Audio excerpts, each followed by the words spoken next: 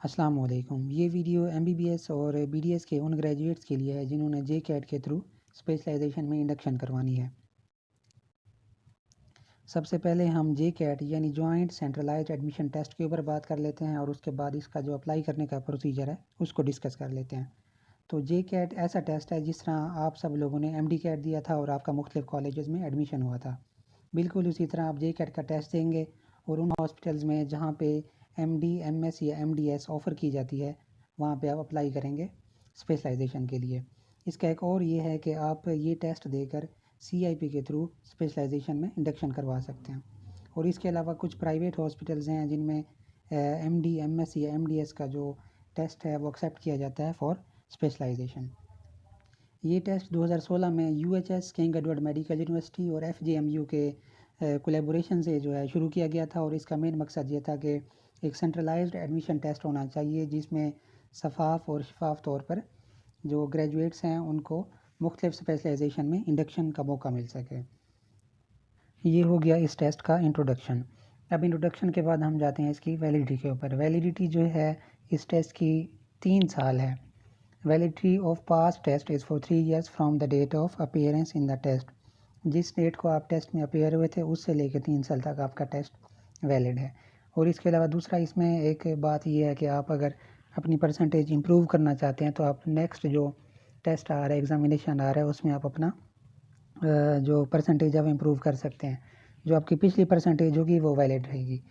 और उसके बाद अगली बात ये है कि आपका जो है ना फ़ीस अगर आपने एक बार पे कर दी है तो सीपीएसपी में तो फ़ीस रिफ़ंड हो जाती है, लेकिन एमडीएमएस में आपकी फ़ीस रिफ़ंड नहीं होगी।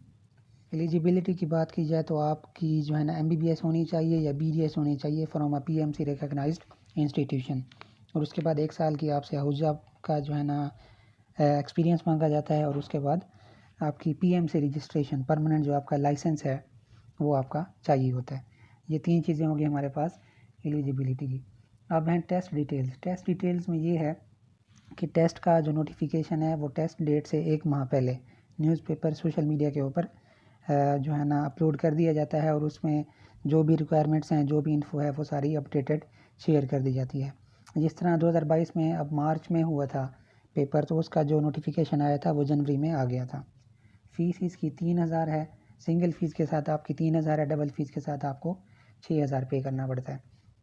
और अब बात करते हैं एमसीक्यूज़ की। एमसीक्यूज़ जो इसमें होते हैं आपके पास 125 एमसीक्यूज़ होते हैं और एक एमसीक्यूज़ 2 नंबर का होता है, यानी कि आपके टोटल जो मार्क्स होंगे 250 मार्क्स होंगे और इसमें कोई भी नेगेटिव मार्किंग नहीं होती। जे कैट का जो टेस्ट है उसमें इंडक्शन होती है हमारी एमएस में, एमडी में और एमडीएस में। एमएस को मास्टर ऑफ सर्जरी कह सकते हैं, एमडी को डॉक्टर ऑफ मेडिसिन और एमडीएस को मास्टर ऑफ डेंटल सर्जरी। अब मोस्ट इंपॉर्टेंट बात जो एमडीएमएस के बारे में है कि इसका ड्यूरेशन कितना होता है स्पेशलिटी का। डिफरेंट स्पेशलिटीज़ का डिफरेंट ड्यूरेशन है। अगर आप एमडी की बात करते हैं तो उसमें जनरल मेडिसिन, पीड्स मेडिसिन, रेडियोलॉजी और साइकेट्री, ये जो फील्ड्स हैं इनकी स्पेशलिटी है हमारे पास 4 साल की। और उसके अलावा डॉक्टर ऑफ मेडिसिन में जब हम cardiology, dermatology, neurology, pulmo, nephro, endo, oncology, radio और उसके बाद पीडियाट्रिक्स, गैस्ट्रो की बात करते हैं तो इनकी जो ड्यूरेशन है वो है 5 years इन स्पेशलिटी की। अब एमएस की बात की जाए, मास्टर ऑफ सर्जरी की बात की जाए तो जनरल सर्जरी, ऑप्थल्मोलॉजी, ईएनटी और ऑब्स एंड गायनी, इनका ड्यूरेशन है हमारे पास 4 साल। और anaesthesia, cardiac surgery, neuro surgery, orthopaedics, paed surgery, plastic surgery, thoracic surgery और यूरोलॉजी, इनका जो ड्यूरेशन है वो है 5 years अंडर एमएस। अब एमडीएस के लिए जो स्पेशलिटीज़ हैं बीडीएस के ग्रेजुएट्स के लिए वो हैं oral and maxillofacial surgery, operative dentistry, orthodontics, prosthodontics और है पेरियो। इन सब का ड्यूरेशन हमारे पास 4 साल है टोटल जितनी भी स्पेशलिटीज़ हैं। तो आपको पता होना चाहिए कि आप जिस स्पेशलिटी में जा रहे हैं तो आपका ड्यूरेशन 4 साल होगा या 5 साल होगा। अब चलते हैं जे कैट के टेस्ट के लिए अप्लाई करने के लिए। अप्लाई करने के लिए सबसे पहले आप इस वीडियो के डिस्क्रिप्शन में जो लिंक है उसके ऊपर क्लिक करेंगे और उसके बाद जो है आपके सामने ऐसा इंटरफेस शो रहा होगा। इसमें आपने रजिस्टर के ऊपर क्लिक करना है कि आपने as a new user, fresh user आपने रजिस्टर होना है। वहाँ पे आपका ईमेल रिक्वायर्ड होगा और आपका CNIC ईमेल आपने वैलिड, एक्टिव और करेक्ट डालना है क्योंकि इसके ऊपर आपकी वेरिफिकेशन होगी। अब ईमेल डालेंगे तो वहाँ पे लिंक आएगा और उसको आपने वेरीफाई करना है कि हाँ मैं ही हूँ जो यहाँ पे रजिस्टर कर रहा हूँ। अब आपको एक मैसेज होगा कि आपको वेरीफाई कर दिया गया है। वेरीफाई होने के बाद एक सेकंड ईमेल आएगी जिसमें आपको पासवर्ड भेजा जाएगा और आईडी भेजी जाएगी, वो आप लॉगिन करने के लिए फिर यूज़ करेंगे। वो रिसीव करने के बाद आप दोबारा उसी साइट पे आएंगे और लॉगिन पे क्लिक करेंगे, क्रीडेंशियल्स डालेंगे जो भी चाहिए।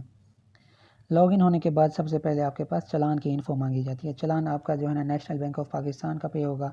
चालान के लिए कुछ इन्फॉर्मेशन आपके सामने मांगी जा रही है, इन्फॉर्मेशन आपने पुट करनी है और आपने चालान फार्म जो है ना वो डाउनलोड कर लेना है। ये आपके सामने शो हो रहा है, जो चालान फार्म आपको वहाँ पे नज़र आएगा। अब इस चालान को आपने एनबीबी की ब्रांच में पे करना है। उस ब्रांच की जो ब्रांच कोड है, उसका नेम है और जो डेट है आपकी फ़ी की सबमिशन की, चीज़ें आपने नोट कर लेनी है।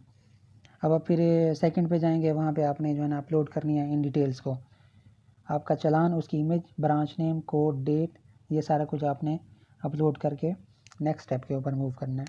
अब आएंगे हम स्टेप नंबर 3 के ऊपर। स्टेप 2 में हमने चालान की जो भी डिटेल्स हैं सारी हमने पुट कर दी हैं। स्टेप 3 में बेसिक इन्फो है, आपकी डिग्री है, हाउस आपका सर्टिफिकेट है, पीएमसी सर्टिफिकेट है, मैट्रिक, एफएससी और आपका इमेज, ये चीज़ें आपको चाहिए होंगी। इन तमाम का जो है ना साइज़ होना चाहिए लेस दैन 500 KB होना चाहिए। अब चालान की इन्फॉर्मेशन के बाद हमारे पास है स्टेप नंबर 3। स्टेप नंबर 3 में आपने बेसिक इन्फॉर्मेशन देनी है, अपनी पर्सनल इन्फॉर्मेशन। उसमें कुछ आपकी अटैचमेंट्स होंगी, आपके सामने शो है।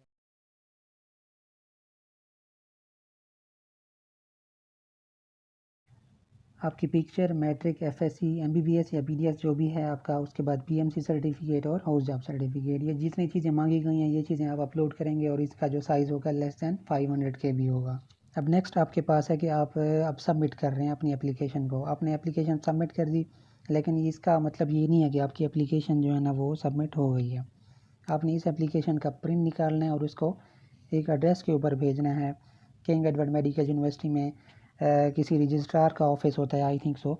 ये आपके सामने एड्रेस शो हो रहा है। इस एड्रेस पे आपने बाई हैंड या पार्सल जैसे भी आप भेजेंगे, लेकिन इसकी एक कंडीशन ये है कि जो रिसीविंग होगी वो सिर्फ ऑफिस टाइम में होगी रिसीव। और कोशिश करें कि आपका बाई हैंड अगर सबमिट हो जाए तो अच्छी बात है, वरना पार्सल को आप ट्रैक करेंगे और उसके बाद उसको देखेंगे वो ऑफिस टाइम में डिलीवर हो। अब आपकी एप्लीकेशन वहाँ पे सबमिट होगी, आपका अप्रूवल होगा और उसके बाद आपका जहाँ पे आपने लॉगिन किया है, आपकी आईडी बनी हुई है, वहाँ पे आपका एडमिट कार्ड आ जाएगा। एडमिट कार्ड आपने कलर्ड प्रिंट करवाना है और उसके बाद जो डेट दी गई है आपको एग्ज़ामिनेशन की, उस डेट पे आप सेंटर पे पहुँच जाएंगे। साथ में आपका ओरिजिनल आईडी कार्ड भी चाहिए होगा। अब ये था टोटल प्रोसीजर, MD MS की डिटेल्स और उसके बारे में जो हमने अप्लाई करना है उसके टोटल प्रोसीजर का।